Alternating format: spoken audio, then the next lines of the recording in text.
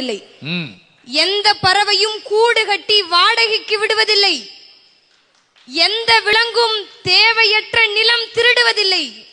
கவனி மனிதனே, கூட்டு வாழ்க்கை கூட்டு வாழ்க்கை இன்னும் குலையாதிருப்பது காட்டுக்குள் மட்டும்தான். அறிந்தால் ஆச்சரியம் கொள்வாய். உடம்பை உடம்புக்குள் புதைக்கும் தொழுநோய் விலங்குகளுக்கு இல்லை தெரியுமோ?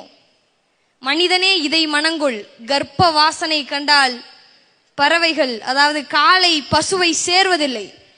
எந்த ஒரு விலங்கும் கர்ப்ப வாசனை கண்டா காளை பசுவை சேர்றது கிடையாது. ஒருவனுக்கு ஒருத்தி என்பது உனக்கு வார்த்தை, ஆனால் புறாவுக்கு வாழ்க்கை.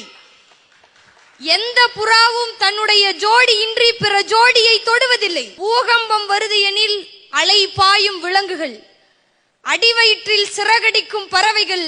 இப்பொழுது சொல், அறிவில் 6 பெரிதா 5 பெரிதா? மரணம் நிஜம். மரணம் வாழ்வினுடைய பரிசு.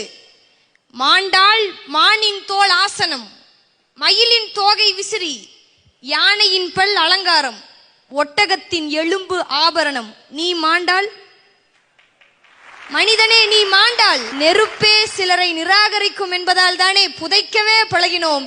சீ மிருகமே என்று மனிதனே மனிதனை திட்டாதே. சற்று பொறு.